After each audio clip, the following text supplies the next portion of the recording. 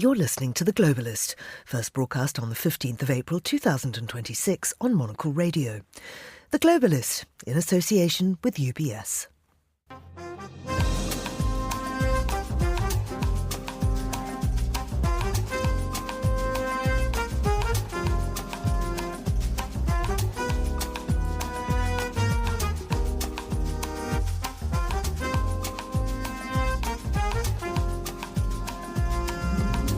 Live from Dubai, this is The Globalist with me, Tyler Burley. Also, Andrew Tuck is here. Coming up on today's program, we'll have the latest on the conflict in the region and whether further peace talks between Iran and the US could take place. Our Inzman Rashid is here. People feeling hopeful? What's the mood? The US wants to make a grand bargain. That's what Vice President J.D. Vance has said. Will Iran decide that they want to do the same? Thursday is the day, tomorrow is the day penned, potentially. And we'll also be turning our attention to the state of business and investment here in Dubai. We'll also have a look at the stock and commodity market roller coaster of the past few weeks. And we're going to be joined from Tokyo by Monocle's Fiona Wilson. Fiona, what have you got for us? Hi there, Andrew. Yes, we're going to be talking about, it's what's happening in the Middle East and how it's having a very big impact on Asia. Well, thank you, Fiona. We'll also be heading to Geneva. Watches and Wonders is on there. Our very own Natalie Teodosi, our fashion director, is going to be there. Also, we'll, of course, be looking at the importance of cultural hubs in the region. A bit of a theme, of course. We'll be talking about the Avenue right here in Dubai. That's all ahead on The Globalist, live from Dubai.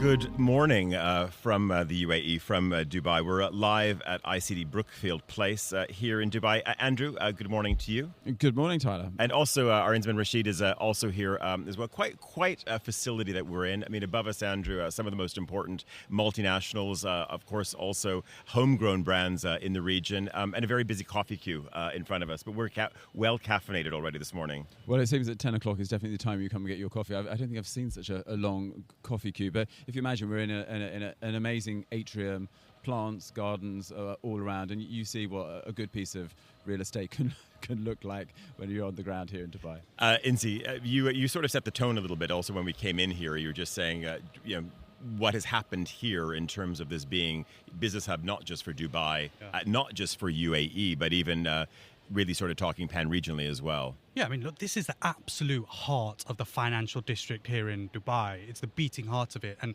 like you said, you've got so many multinationals in here. And it really was a bit of a focus of Dubai over the last 6 weeks during this conflict, because Iran kind of looked at this place and took advantage of knowing that there are so many US corporations here and said, well, if you carry on with the attacks towards us, then we'll target the DIFC, the financial centre of Dubai. In some instances they did. We've seen a few missiles and drones head towards this place. We saw a load of workers disperse, work from home, leave the country as a result. But it feels now, in this summer garden of ICD Brookfield Place, that things are getting back to normal. And that's a really nice, reassuring feeling.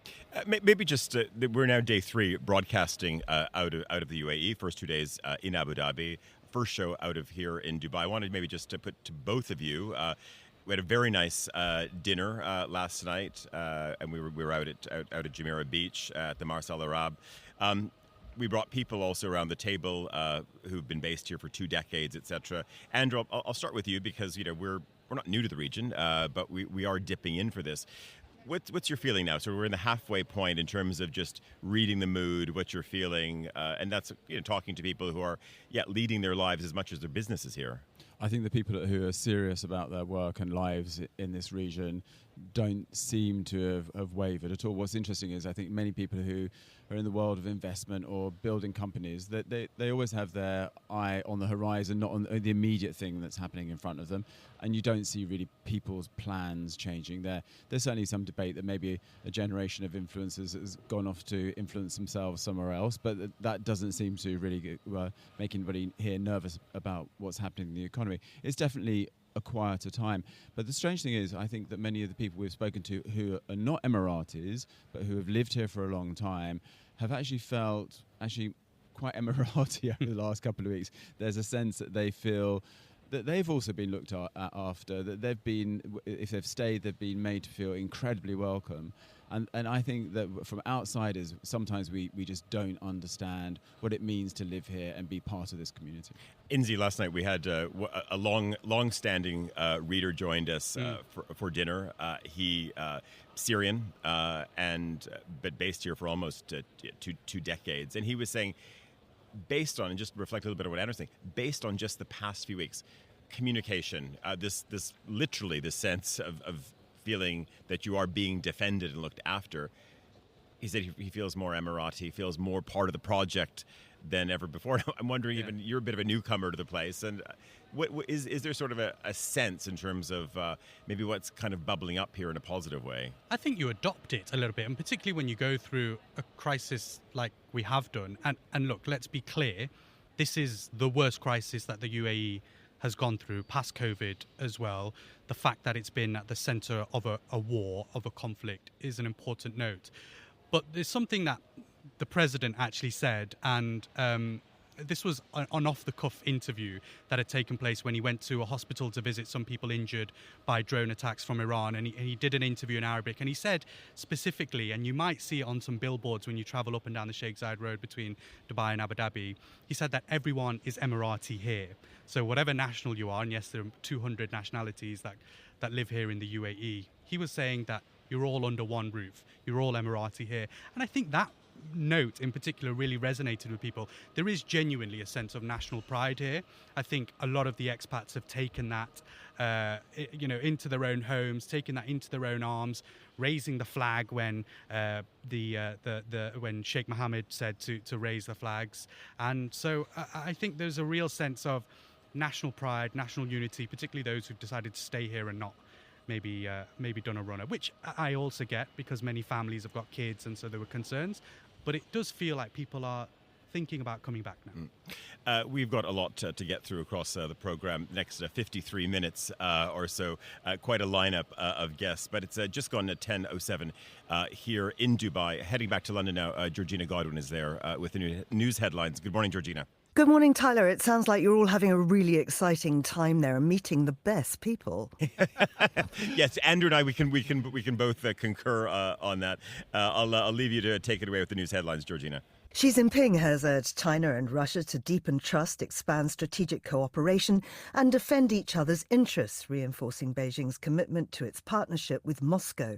Speaking to Russian Foreign Minister Sergei Lavrov in Beijing, Xi said the stability of China-Russia ties is vital in a shifting global order, as both countries position themselves as counterweights to US influence.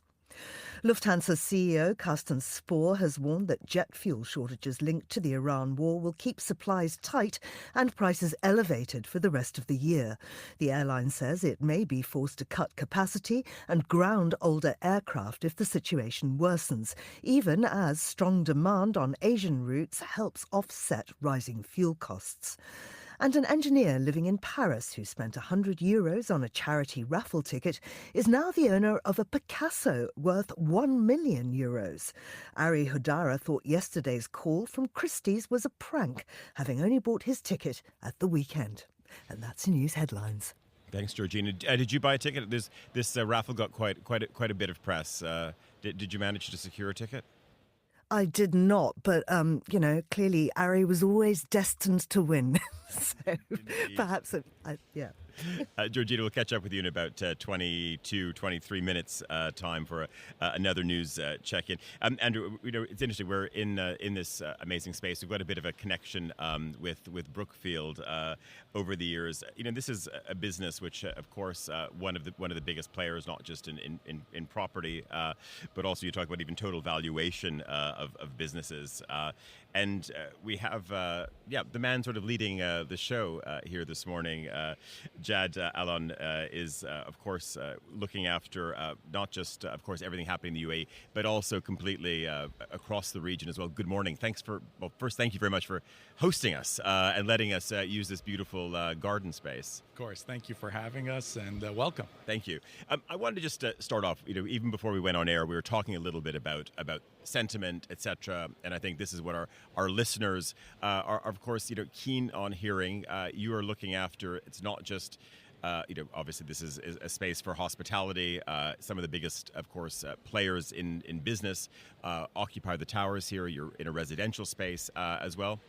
Your mood, because you've got to make sure that leases are signed, that people are interested. How are you feeling? Look, we're feeling very good. What I would say is over the past 5 to 6 weeks, we've been continuously impressed by the resilience of the country. And really resilience here comes in the form of preparedness. The country has been very prepared for what was, quite frankly, a big surprise. And I think when you're a large investor in a region, you want to make sure that you're investing in countries that are well prepared for whatever may come their way. And so the mood is good. I would say that once this all started, we were focused first and foremost on the safety of our people. Once we ensured that, we then focused on ensuring our businesses perform throughout the situation. Keep in mind, we have businesses that touch almost every aspect of life within the UAE in particular. Education, payments, the building we're sitting in, retail, restaurants. And so we wanted to make sure that we were open for business, that we were performing accordingly, and that people could still enjoy the experiences they always want to have. As we look to the future, we see this as just a short-term situation. Medium term, long term, and as you know, we're long-term investors. That's at the crux of everything we do at Brookfield. We feel very good about where we're heading. And Jad, just tell me for your company and for this tower, as we said, many extraordinary companies anchored here. We're looking at this coffee queue, which seems to be getting longer and longer. Have most people returned to work? Does the building feel as it did maybe 6 weeks ago, or is there still a little bit of a journey for it? So, look, every company has its own policies and how it's dealing with this. But what I would say is a lot of the, I'll say, global international country advisory within the region has changed for the better over the past few days.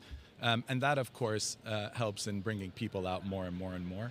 The reality is we're not back to exactly where we were before the situation started, but I would say we're heading there very quickly. And as you can see, the line shows for itself that people want their coffee first thing in the morning before they go to work. So we didn't plant them there.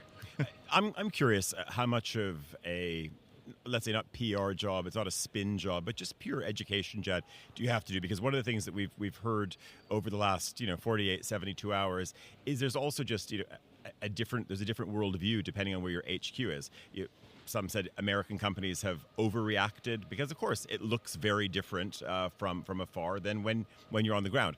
Of course, maybe if you have offices in Cairo, etc., you're a bit more relaxed about it. Is that also, or is that an exercise you're going through right now? Because some people are still doing hybrid working. We know that, that is part of life today, but also it's not great for towers like this. So, how much of a process is that to actually say, as you said, there's a long coffee queue here? Yeah, I would say we're no longer a region where people are making decisions outside of the region. And that's very important to get to, because once these corporates, which they all do, have put very senior people on the ground here, a lot of those decisions can be made with all the information on the ground. And so it's not surprising to me that we have so many people coming into the office already, because those people are living the life here. Like what you were all saying earlier, people who are here day to day on the ground have a far more educated view of how we can make these calls.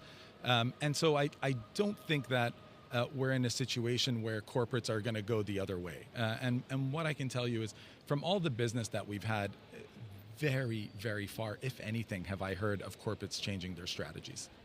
And tell me that, obviously, different parts of this property game, is it the sentiment stronger when it comes to corporates and offices, or are you feeling that actually residential's holding up? What's your feeling about how the sentiment is playing in both of those different markets in different ways? So look, one of the things as an investor that we will continue to look at is how frameworks are put in place in the economies that we're investing in to ensure that there's durability and sustainability in the sectors that we're investing in. And so earlier on, your colleague was saying that, Dubai, the UAE, has seen the financial crisis, we've seen COVID. The first thing I would say is I've been in and out of this country since I was 12 years old. I've never ceased to be impressed by how prepared this country is to deal with difficult situations. And without fail, every single time since then, they've come out stronger, significantly stronger. Now, if I look at residential in particular, these contracts have been set up in a way which protect the economy. This isn't 2008 and 2009 where you could put a very slim down payment and then take a bet on the market. Right now, the nature of the buyer has changed. As you know, and as many reports have said, over the past 5 years, there's been a significant amount of people who have moved here who want to live here. Those people have acquired residential, and so I'm not surprised to see that resi prices have sustained themselves to the level just before we went into. What I do think will naturally take some time to come back is the velocity of sales. Velocity of sales will take some time to come back, but assuming that we have no more noise going into the summer and coming out in September, I think we'll have a vibrant market coming out then. And Jed, maybe not giving away any state secrets, but what is? Listen, hey, we always like a scoop as well. But what is on the horizon? I mean, we know that, of course, when it looks on the resi front, some big projects on the go with Brookfield. Room for another tower like this down the highway potentially. Tell us what's coming up. Well, look, we are active and participating in the economy regardless of circumstance. And so it wouldn't be far-fetched to say that we are, of course, evaluating additional opportunities. We continue to evaluate the opportunities we were looking before. And I'd break up our business here in 3 segments. Real estate, infrastructure, and private equity. On the private equity side, we're continue to look at corporates within the region as well as the country. That hasn't changed. We look at add-ons for our companies. Network International just announced an acquisition of Rackbank's payments platform. We closed that during the last 5 weeks, so that's been fairly active. On the infrastructure side, I would keep your eyes out for, I would say, new infrastructure projects coming to market. The reason being, I think optionality of infrastructure is going to become very important. Durability of infrastructure is going to be very important, whether it's on the data side or on the more tangible energy side. And then on the real estate front, we don't see that there is an effect of corporates moving to the region, and that's very important. Because the reason earlier that we were saying that you haven't seen a big effect on population is because the corporates haven't left. The jobs are still here. And as long as the jobs are here, people don't leave. And that, of course, means that we need to continue to grow in the segments that focus to that. Jad, finally, just tell me, why does Dubai, Qatar, Saudi need you? These are incredibly wealthy economies. They've got sovereign wealth funds that you can't really read all the zeros on. But why do they need a Brookfield to come in and assist? What's the role of a Brookfield? Everyone needs good friends and partners, regardless of circumstance. We have shown that we will invest throughout decades and decades in this region, regardless of circumstance. Of course, being laser focused on how we can give the return that we expect from each and every investment that we do. There is going to be an increased focus on private sector investment activity in the region. You need people who have been on the ground for long enough to understand and evaluate and underwrite those types of investments. This is not something that someone just moves here, especially today, and is going to be able to do. We've withstood the test of time over here, and I'm sure these governments, administrations, sovereign investors, when they look for partners, that's very important, and there aren't many with the track record that we have. Okay, Jed, just before we go, and Andrew said last question. Andrew, maybe it's more of a statement as well. Jed, we have a table right beside you, lots of Monocle magazines, lots of copies of Confed. There's a very, very long coffee queue over there. Andrew, put it to you as well. They might need a Monocle cafe in here as well. I don't know. What are you leasing or not? So we will always find a place for you. You're always most welcome. John Alon, managing partner of Brookfield here in Dubai, and of course, the regional head for the Middle East. Thank you very much for having us. Thank you, John. You're listening to The Globalist on Monocle Radio. It's just 10:19 here in Dubai. You're with me, Tyler Burley, and also Andrew Tuck. Very happy to say that we have a gentleman that just joined us around the mic. Someone who, I would say has very much been a bit of a guiding force as I grew up, of course, watching various outlets around the world. Riz Khan, wonderful having you here this morning. We're going to put you in a bit of a hot seat. I mean, of course, your role, former gigs at Al Jazeera, CNN, elsewhere, of course, has been to analyze what's happening. We got our view from our Inzaman Rashid a little bit earlier. Right. If you look at things right now from a pan-regional perspective, you've been invested professionally in this region for so long. How are you reading things? And also someone who of course, is an Emirati, of course, visa holder as well. Yeah, so Tyler, Andrew, thanks very much for having me on. It's been an honour to be on the show. I've got to say, it's interesting because having first come here in January of 2001, and I pretty much committed to this place. I built a home within a couple of years and I was settled here, and it's been my home for a quarter of a century. I could never have imagined getting to this point. Now, I have to admire the Emiratis. Now, early days, you got to meet everyone, got to know everyone. I have to say, I do admire the leadership here for having held back, and actually across the Gulf, everyone sort of held back and not sort of dived into conflict. So it's a bit tough because seeing what's happening here, the fear is obviously the confidence which the place is built on. I do hope, and I do still sense that as long as things do calm down fairly quickly, the recovery will be fairly quick. There will always be those who say, I don't know how things will go in the future. But I do hope the recovery will come, because just having come back, I actually left to go and see my daughter in the US a day before the attacks happened. So the next thing I heard was, people were telling me, we had some debris falling here or whatever. But I got the sense that life still went on. There hasn't been panic here, which is quite nice to see. So I do think there is the prospect for recovery. And tell me, you talk there about the sentiment and the mood. What are you hearing from friends, people here who are Emiratis, about what they think will happen after this conflict? Because some of the people we've been speaking to, there used to be a very nice kind of impression of the UAE as like friends with everybody. We're not going to tread on anyone else's toes. If you're nice to us, we'll be nice to you. Now, everyone seems to be clear that the blinkers are a little bit off with that now, and certainly with relations with Iran, however they get reset, it's not going to be back to how things were before. What do you think the landscape will look like geopolitically after this conflict has been resolved? So, that's the funny thing. It's so hard to see where things will end up, largely because I think it's, to a large degree, it is out of the control of the Gulf states, because right now the US president switches day by day. So it's become very hard to predict what's going to happen.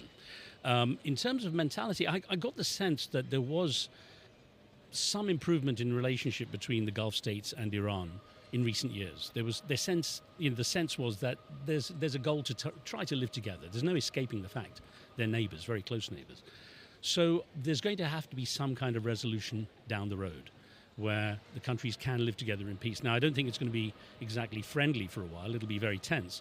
But it was interesting in the early days of the conflict that even the Iranian spokespeople who did kind of appear in the media did sort of apologize to the Gulf states. They were saying, these are our brothers, we have to live with them, we don't want to be attacking them. And they were trying to emphasize this is to target the US interests here. You have basically, and it's a strange way to put it perhaps, but a caged animal in Iran, and it's lashing out. But its paws can only go so far outside the bars of the cage, and it's hitting everything that's nearby. So I don't think there's a deep-seated hatred. There's obviously animosity over the years, there has been, but I don't think that's the key that will drive this. It's going to come down to how the relationships can be built. And if the leaders are wise across both sides of the Gulf, that Gulf won't be so wide that they can't live together.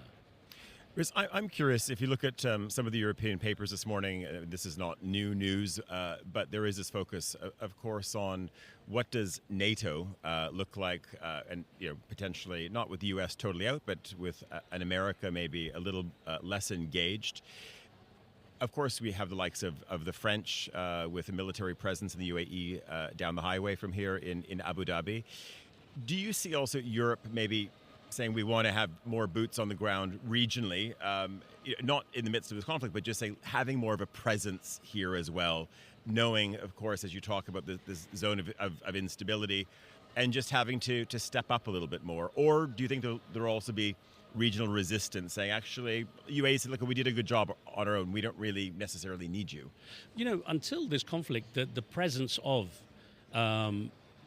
international troops, the US in particular, in the region, the British as well, and the presence wasn't that visible. It wasn't something people thought about. So it wasn't, we've got Americans in the middle of all this.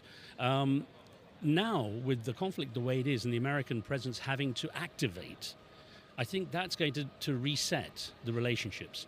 I do think, I don't know, I don't have any direct contact with the leadership in any of these countries to the point where they would tell me anything.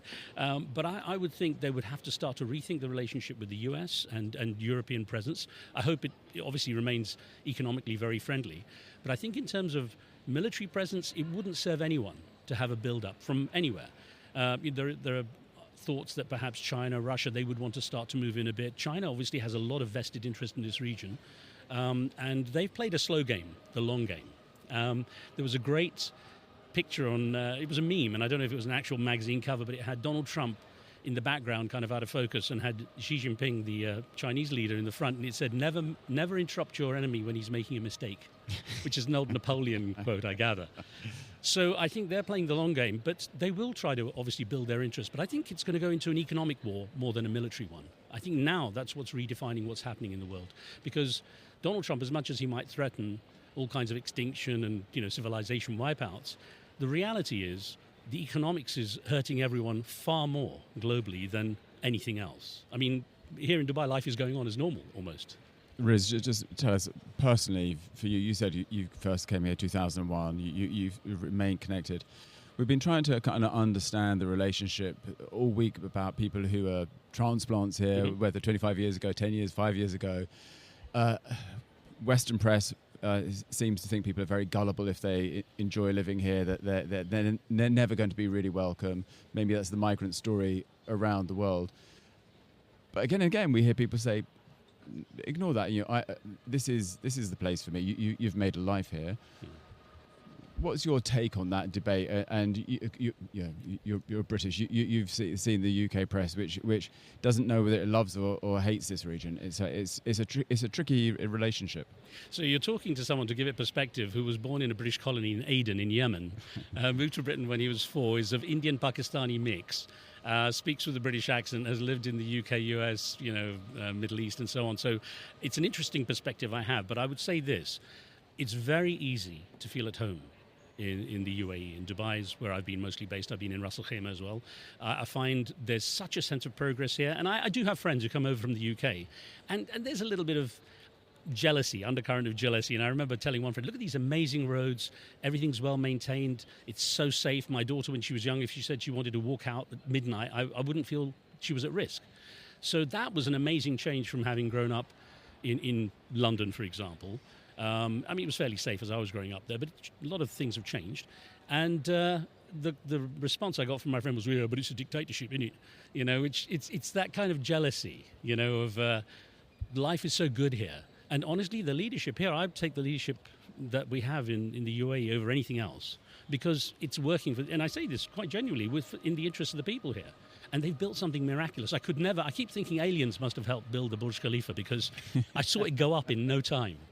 When I first came here, a friend of mine, we were out one evening and his car got a puncture and we broke down in the sand in the middle of nowhere. And that's exactly where all the Burj Khalifa and downtown is now. And I was like, my goodness, So I think there is a lot of jealousy in the UK. There is a lot of sense of people they're evading taxes and so on. I think, remember, there's kind of lateral taxation. I don't mean that in a bad way. I'm a believer in consumer tax, and that's what it is here. You want a Rolls Royce, you pay what's due on the Rolls Royce. If you want to buy a Toyota, you buy a Toyota. So I'm a big fan of the way things are done here. Riz Khan, amazing having you around the mic here at Brookfield this morning. Very good seeing you. You're listening to The Globalists. It's just 10:28 right now. Andrew, I think we should maybe head to points a little bit further east and maybe call on Studio. Is it Studio 3 in Tokyo? I think it is Studio 3 in Tokyo. Hopefully our Fiona Wilson is there for us. Fiona, good afternoon. Hi, I am here indeed. Good. You never know, right, Andrew?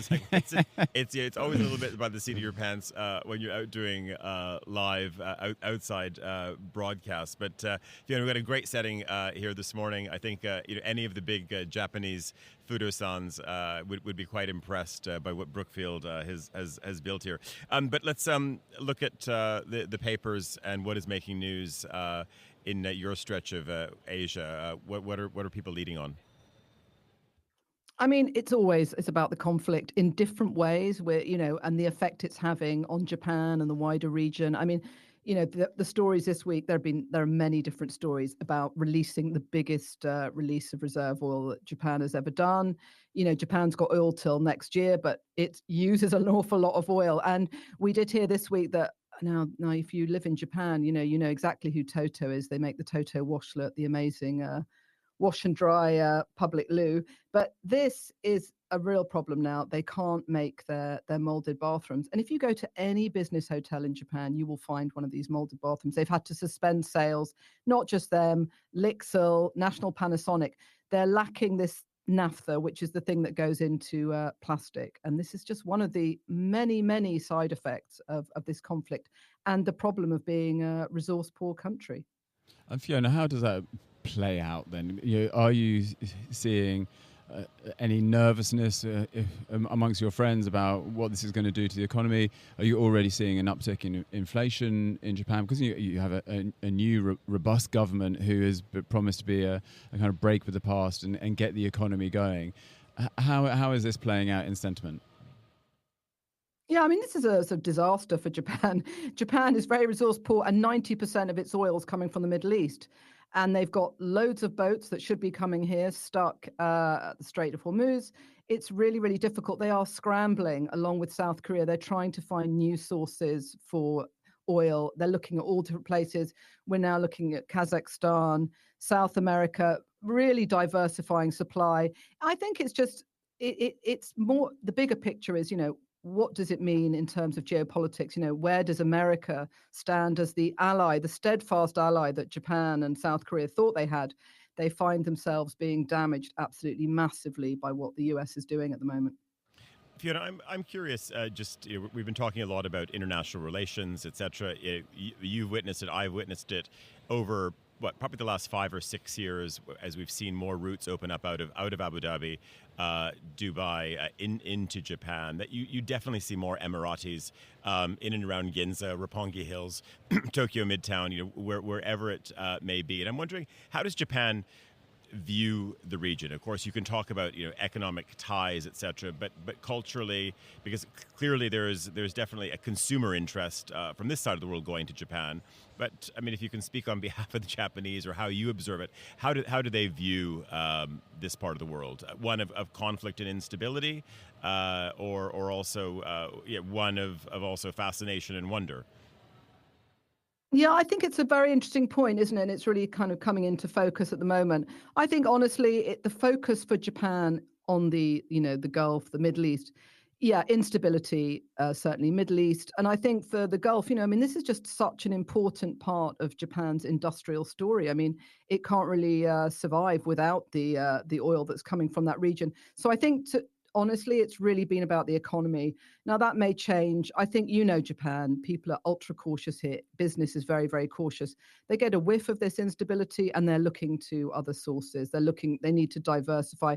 I mean, Japan has had very good relations, curiously, with, Iran. Shinzo Abe went to Tehran, did a visit there. So, that Takaichi, the current prime minister, spoke to the Iranian president last week. It's difficult for Japan. It's trying to balance this dependence on the US, which is, and Donald Trump is repeatedly insulting Japan and its contributions. But, it's a really difficult balance. And I think maybe it will make Japan maybe see that part of the world in a different way. Maybe, realizing that all answers do not lie with the US will open up other areas.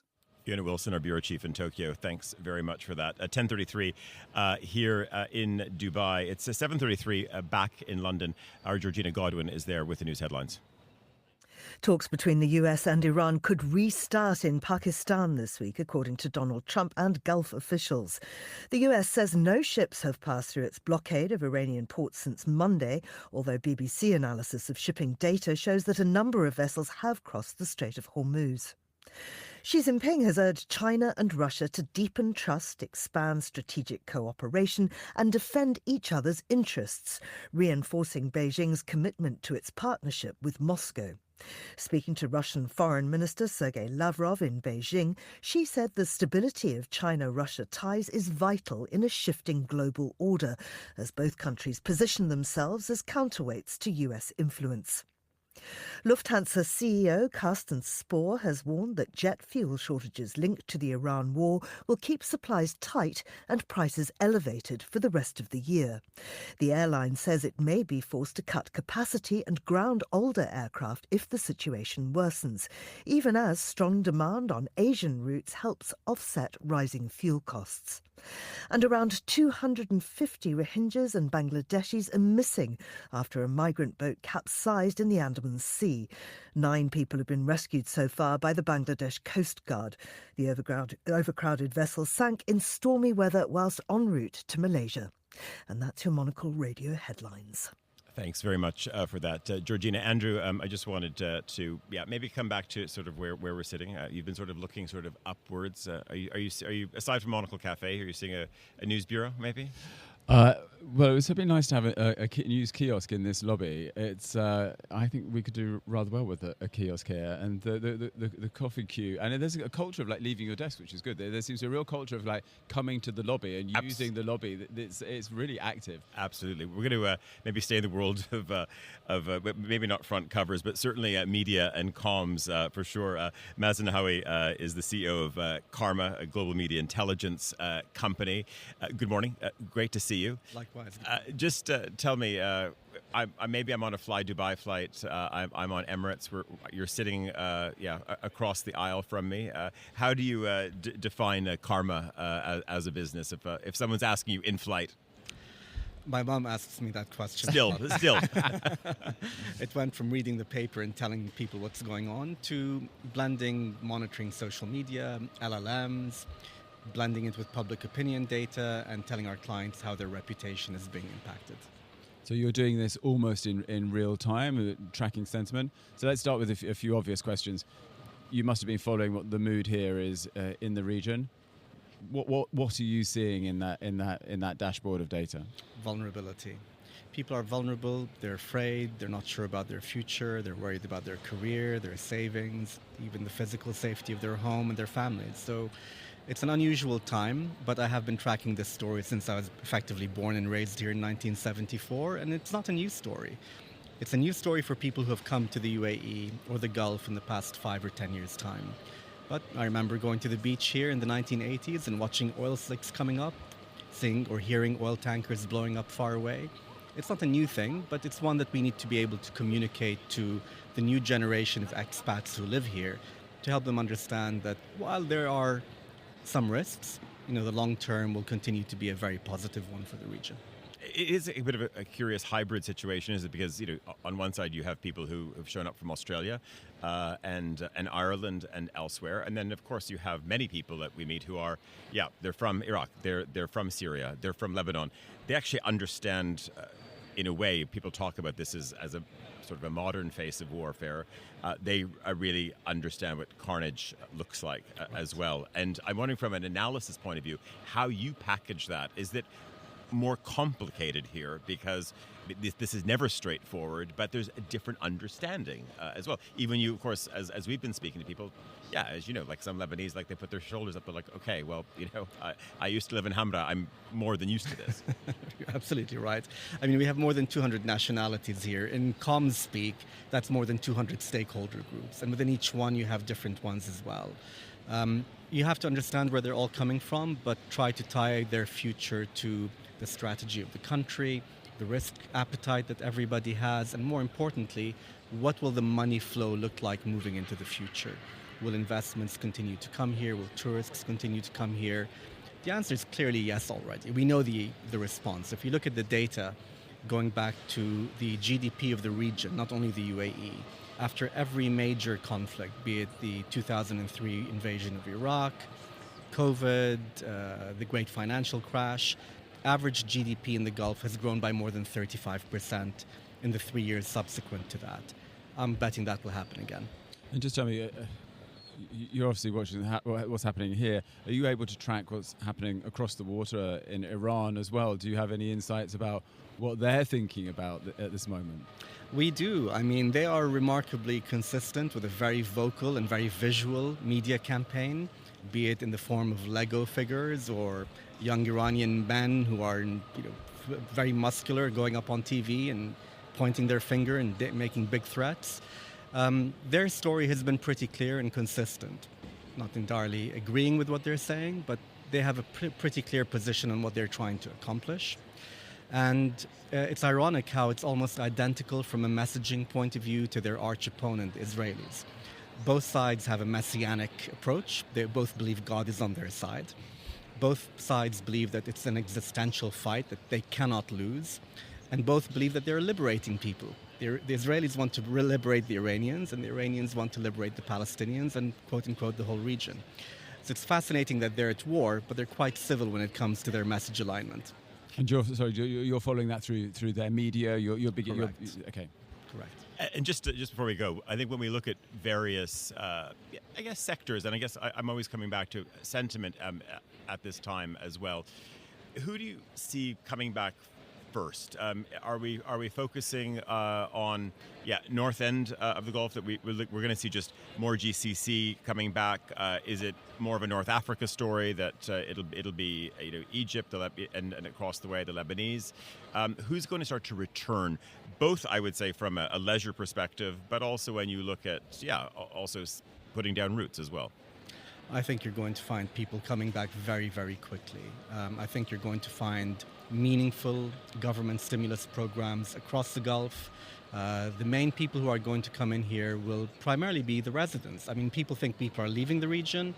I think once school is back in, watch how people come back. The big problem here isn't Iranian weaponry, it's having your kids out of school. So the minute that changes, I think the majority of the people who are particularly Western expats will return. But if you go to the cafes at Dubai Hills Mall or anywhere, they're heaving. What are the languages which you hear? Arabic, Hindi, and Russian. And I think you're going to find a bit of a rebalancing in the demographic makeup of the country. I'm not saying Westerners will no longer come, they will. But I think you'll find more of an Eastern tilt to the country and the demography here moving forward. Mazen Hawi, wonderful having you. Mazen is the CEO of Karma. You're listening to The Globalists. It is at 10:41. We're going away for a very, very short break. We'll be back right after this.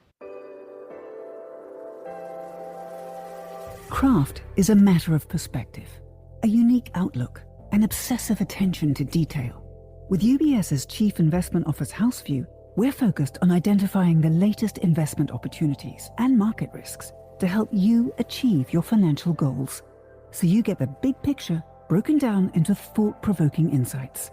Delivered daily and curated by over 200 globally connected, locally active analysts. UBS. Banking is our craft.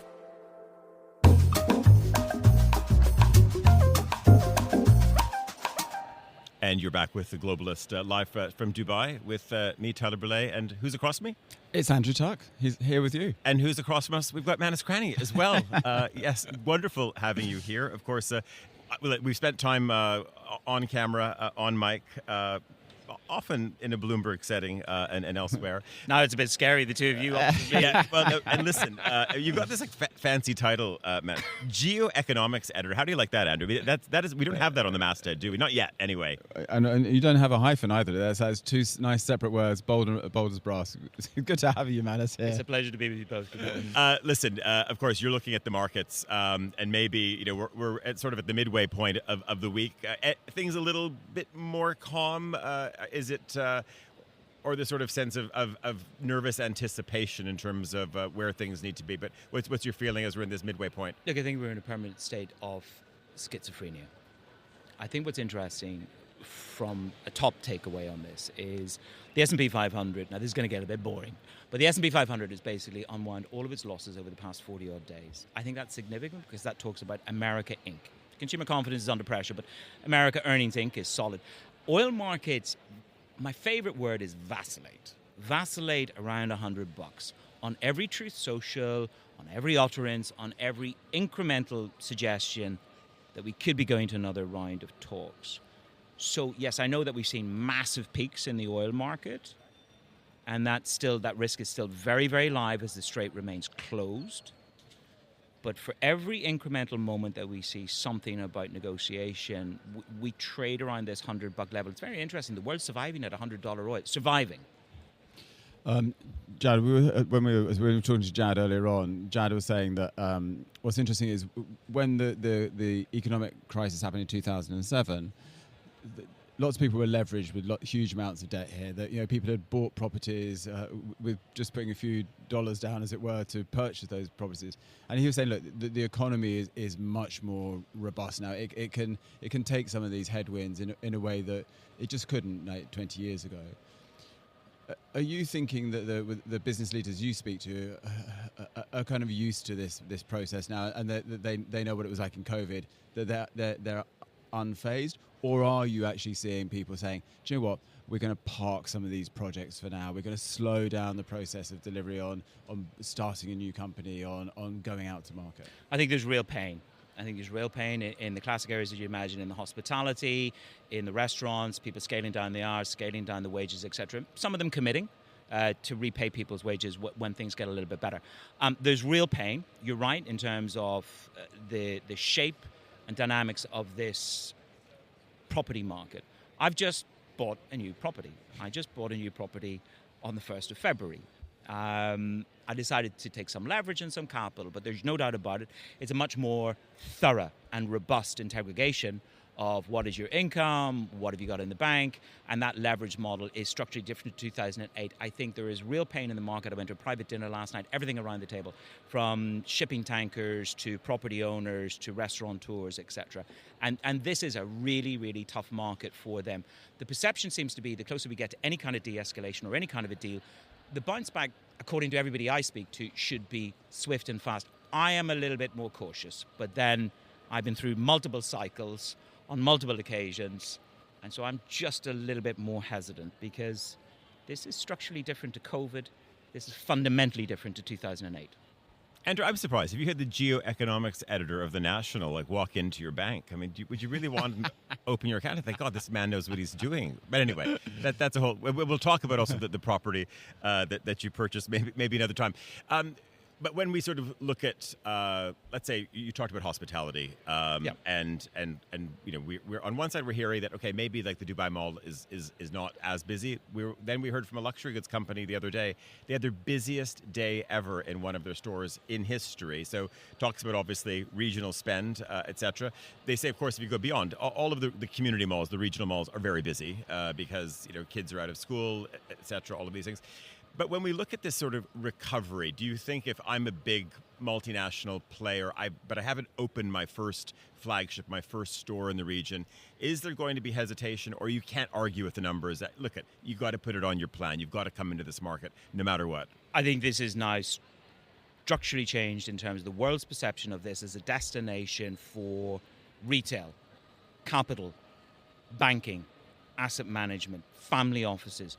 Look, there is natural human hesitation. Let's say it the way that it is. We are in the middle of a war which has peaked recently in terms of infrastructure hits. There is a nervousness. There are people that it's going to take quite a bit to get people to fundamentally return here. That's family units, people who are considering leaving London, Paris, New York, etc., and re-domiciling here, hedge fund and asset managers. It's going to take a really reassuring piece to bring those people back and that capital that spends at luxury, Tyler, but at the same time rejuvenates the city. I would say that this is a bit of an coming out of the tires. I actually think, probably I won't be very popular for this, it's a good thing.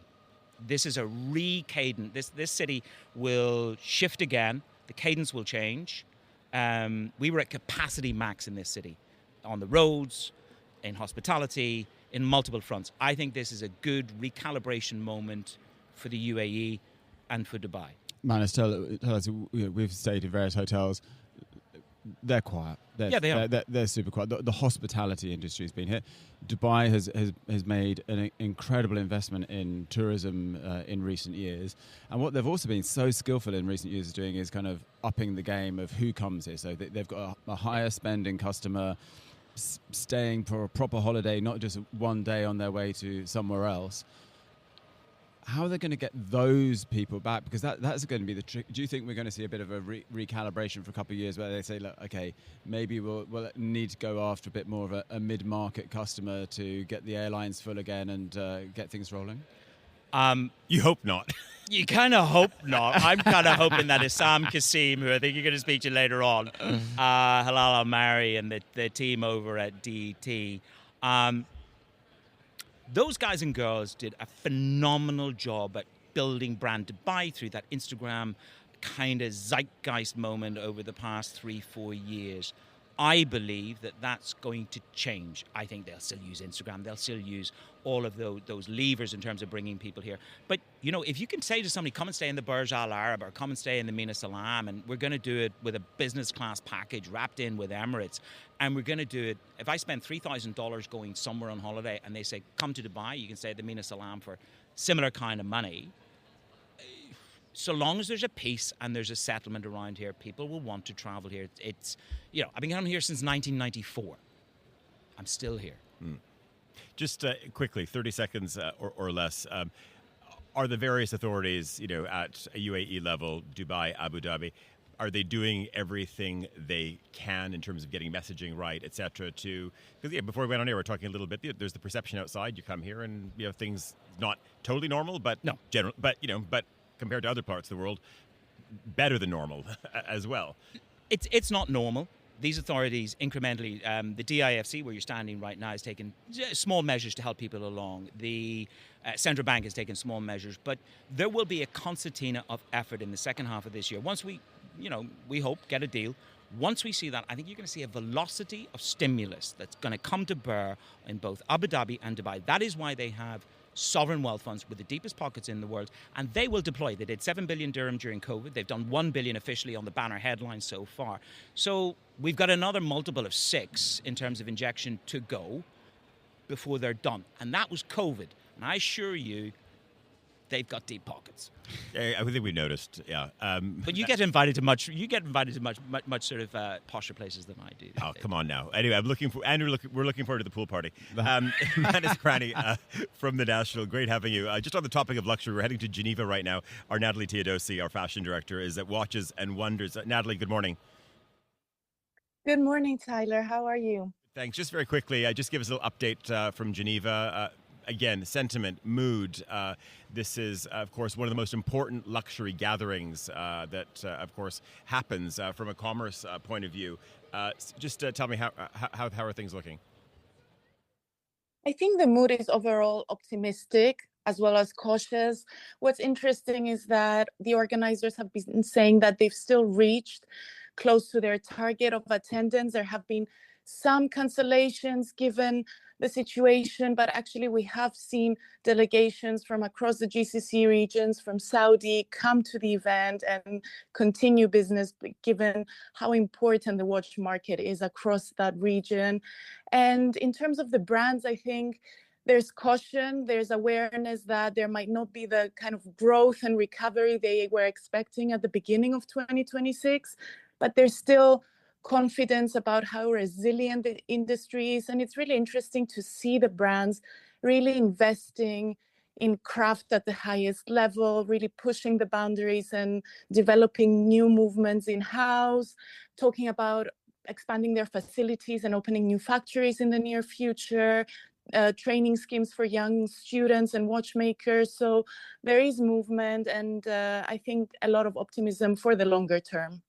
Natalie, just explain to listeners how this event works, because what's the strange thing is I meet lots of people say, oh, I'd really like to go to Watches and Wonders. It's almost impossible to get in. It's that they it's not like a big trade fair where they want thousands and thousands of people milling around. This is an elite event, and it's also highly secretive because until the day of opening, often many watch brands haven't revealed exactly what they're going to show. Just give us a snapshot of what it feels like to be at Watches and Wonders. Exactly. So it is all quite secretive. And on the Tuesday morning, that's when the embargoes lift and every brand reveals their novelties for the year. Everything happens at the Palexpo, which is a big exhibition center near Geneva Airport. And there is quite a rigorous process to gain access. So it's mainly journalists, retailers, and collectors. that apply for accreditation and get in. But what is interesting now is that towards the end of the week, there is a push to open parts of the fair to the public, and you can get tickets and join. And we've also seen some of the brands, Audemars Piguet, for example, which has joined after quite a few years' absence, design their booths in a way that is also more geared to the public and much more so to the collectors that are coming and visiting them. So there's a lot of private spaces for appointments, and also the booths are designed in a way that also tell the history of the brand and showcase a lot of archival pieces as well as the novelties. So it is opening up, and there's a lot of things going on around the city as well during the week. Natalie Teodosi, our fashion director for us in Geneva. Thanks so much. Andrew, there'll be much more, of course, in the Monocle Minute and elsewhere, and a big watch wrap-up. And everyone who has not for those who have not received the new issue yet, a very substantial watch theme. Some nice dogs as well on the cover. It's the first watches cover we've ever done, I believe, in our history, which is saying something. Well, let's stay in the world of retail very quickly. Just as we wrap up the show, I'm very, very happy to say that, again, a place that's also had a little bit of coverage in the magazine is, of course, Alserkal Avenue. And Vilma Yukut is here, Executive Director for Alserkal. Wonderful seeing you. Good morning. Hi, good morning. Just Great to be here. As we hurtle to the end of the show, Andrew's very, very much looking forward to coming over for a visit. But just tell us the role that you've played in this period. What's the last sort of 40 days of trading been like? Because you're such a community hub. I think actually I would like to take us outside of 40 days and maybe address the fact that our ecosystem is resilient and it's here to stay. Because there was this depiction that we are almost made out of paper. We've been building this ecosystem for 3 decades, communicating locally to the audiences in our city. 95% of our audiences are residents of Dubai and the UAE, but also always communicating to our international audiences. Our artist roster from our galleries are part of major collections and museums globally. And so, if you just look at Alserkal's ecosystem, Green Art Gallery celebrated 30 years last year. This year, the third line, Lori Shabibi, Gallery Isabel are celebrating 2 decades. And Art Dubai is celebrating its 20th edition. And so I think this resilience of continuing, not only continuing with our gallery exhibitions, but now we're expanding our Art Week into Art Month. So we're doubling down. And tell me, for people who don't know Alserkal, you're describing some of the galleries and the art spaces, but it's retail as well, the likes of Nada Debs, the Lebanese designer, other Lebanese brands in place, a great perfume store. What's the selection process that goes on with you to think, okay, you're the kind of person that we need to have?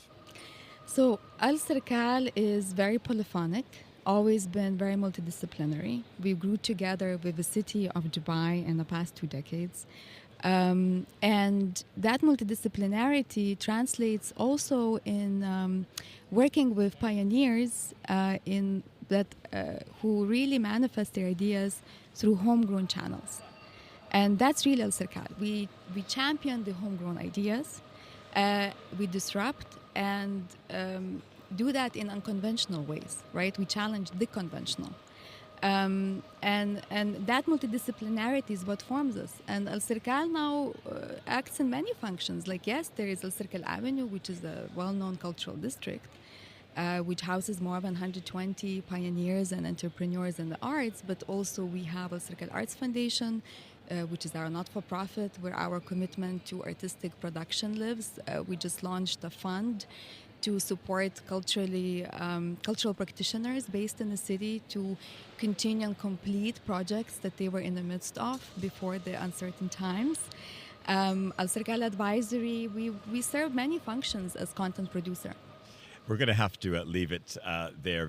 Andrew's on his way. One place he can go for lunch. Just tell us quickly. Where should he go for lunch today?